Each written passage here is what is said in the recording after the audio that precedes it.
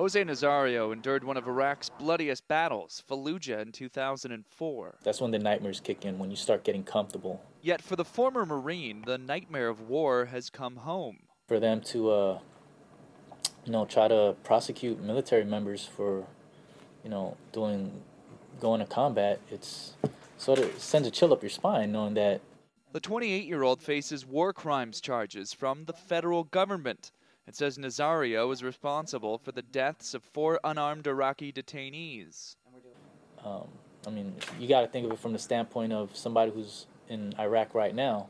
He has to worry about, what happens after I kick down this door? Am I going to get prosecuted? The charges arise from his tour of duty and a statement from a former squad mate trying to gain employment in the Secret Service. While taking a polygraph, that Marine was asked if he had killed someone. He then detailed a story which landed himself in legal trouble, and Nazario too. And my son, he's too young to notice, but my wife, she's going through a hard time, just as hard as me. Nazario is the first former service member to be tried under a federal law designed to prosecute crimes on the battlefield even years after the fact. Nazario worked as a Riverside, California police officer when the charges were handed down. I was fired because of these accusations. Had he still been in the service, he would have been court-martialed. Recently, at least, in the Marine Corps, when you went through a court-martial over something that allegedly occurred in Iraq, all the members of the jury had to have served in Iraq. We don't have those protections here. His attorneys say the government's case is weak and circumstantial.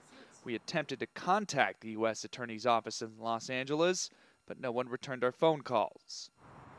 Right here we have no bodies, no forensics, no pathology, no death certificate. Regardless of the outcome, legal scholar and former federal judge Bruce Einhorn says Nazario's case is precedent-setting.